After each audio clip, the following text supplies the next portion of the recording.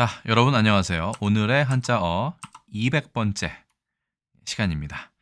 오늘 함께 살펴볼 글자는 이 글자인데요. 네, 일단 오늘의 한자어 시리즈가 200번까지 일단 오게 되었네요. 자, 구독자 여러분들께 감사의 인사를 먼저 올리고 시작하도록 하겠습니다. 자, 이 글자 어떻게 읽고 어떻게 해석할까요? 자, 이 글자는 가령이라고 읽습니다.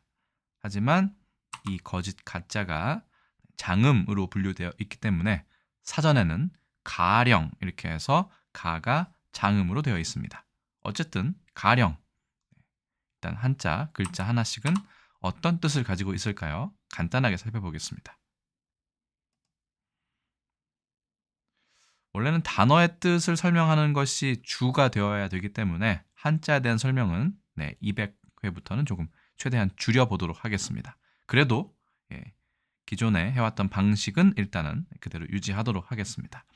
자, 첫 번째 글자는 거짓 가짜입니다. 장음이고 11획이고요. 사람인이 붓으로 되어 있습니다.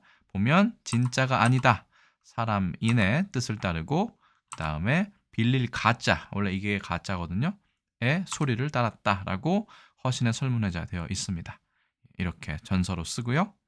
령자는 하여금 령자입니다. 5획이고 사람인이 붓으로 되어 있습니다. 자, 이거는 호령하는 것이다. 그렇죠? 임금의 명령을 바라는 것이다. 그리고 모일 집자와 병부 절자가 이렇게 합쳐져 있다라고 되어 있습니다. 회의자로 본 것이네요. 뭔가 지붕이 있는 곳에서 앉아 있는 사람이 이렇게 명령을 내리는 것으로 보입니다. 자, 그다음에 해서가 아니라 전서는 이렇게 되어 있고요.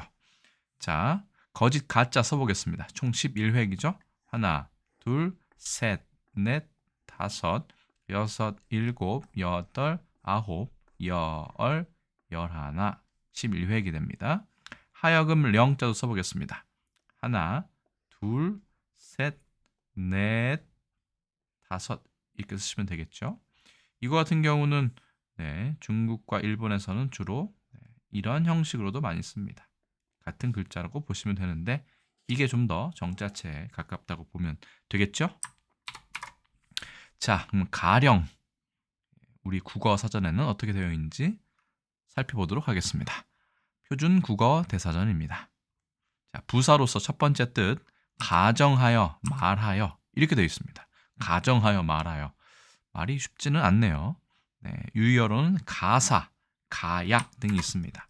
자, 여기서 령자는 사실은 하여금 시키다의 뜻이고 이것도 불일 사자지만 둘 다 여기서는 그냥 만약이라는 뜻으로 해석하는 것이 가장 마음이 편할 것 같습니다.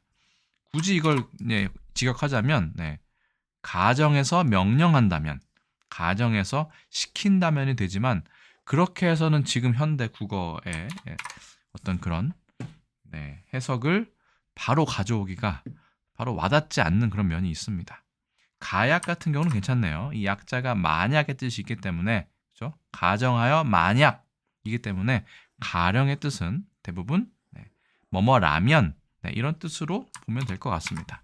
령자가 호령하는 것이 아니라 말하다라는 뜻으로 국어사전에 해석을 령을 명령하는 것이니까 가정에서 말한다면 이렇게 해도 될 것 같습니다.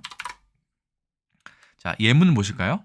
가령 너에게 그런 행운이 온다면 너는 어떻게 하겠니? 이렇게 물어봅니다. 가정에서 말해서 그렇죠? 만약 이렇게 해도 상관없을 것 같아요. 가령 누가 너한테 그럴 소리 했다고 치자.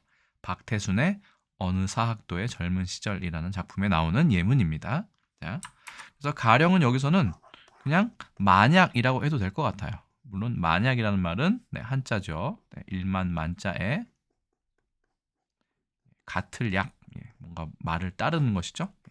이렇게 얘기를 합니다만 어쨌든 저는 만약으로 바꿔 써도 괜찮을 것 같습니다만 령자를 말하다 정도로 해석하면 이 명령하다, 그렇죠? 령자, 하여금 령자의 뜻을 조금 더 따르는 그런 해석이 될 것입니다. 자, 두 번째 정의는 이렇습니다.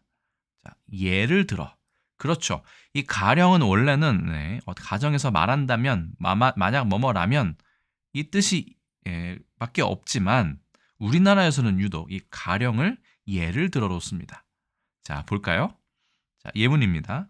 사람은 누구나 소망을 가지고 있는데 가령 나는 아주 부자가 되고 싶은 소망이 있다. 네. 여기서의 소망은 제가 오늘의 한자어 시리즈에서 말씀드렸지만 이 소자죠. 작을 소자가 아니다 라는 부분. 그렇죠? 바라는 바다, 소망이죠. 가령, 예를 들어.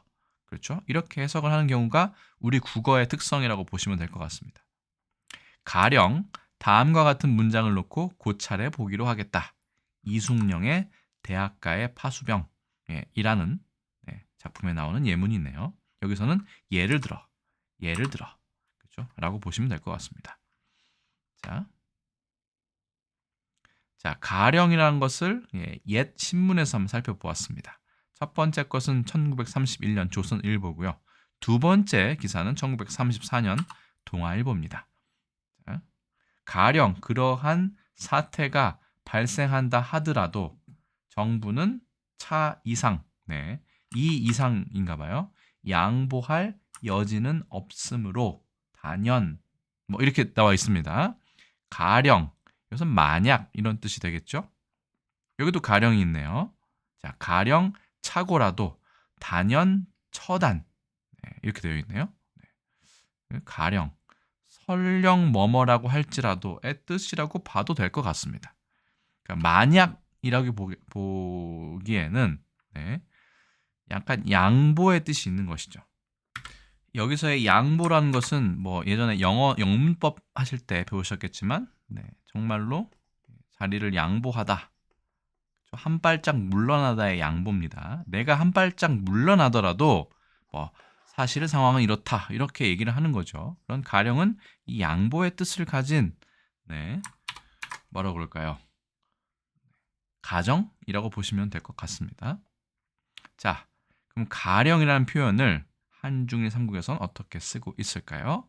자, 일단 중국 보시면 아까 가사라는 표현도 그대로 있는 걸 알 수 있고요.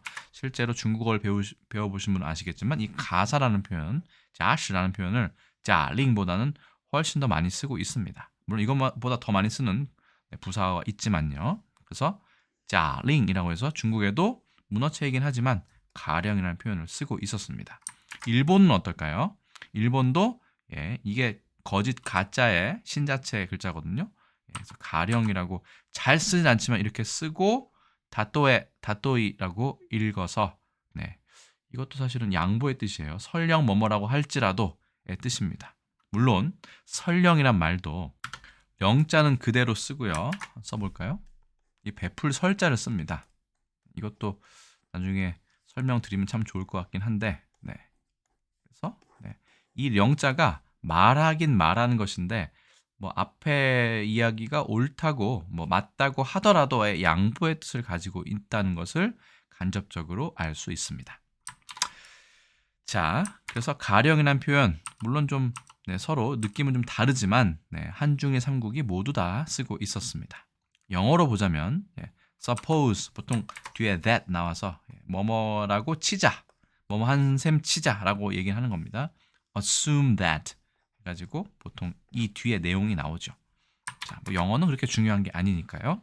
가령이라는 표현이 중에선 자링, 일본에서는 다또에라고 해서 똑같이 한자로 뭐 자주는 아니더라도 쓰이고 있었다. 다만 우리나라처럼 이렇게 자주 쓰이지는 않는다고 보시면 될 것 같습니다. 자, 그래서 오늘의 한자어 200번째 시간에는 거짓 가자와 하여금 령자가 결합된 가령이라는 표현. 첫 번째는 만약 혹은 설령 뭐뭐라고 할지라도의 그 가정이 있었고요. 또 하나는 가정에서 말하다에서 인신되어서 이것이 예를 들어의 표현까지 우리나라에서는 사용하고 있다 정도로 요약하면 될 것 같습니다. 그래서 오늘의 한자어 200번째 가령에 대한 콘텐츠는 여기서 모두 마치도록 하겠습니다. 모두 고생하셨고 저는 또 다음에 다른 콘텐츠에서 인사드리겠습니다. 여러분 안녕히 계세요.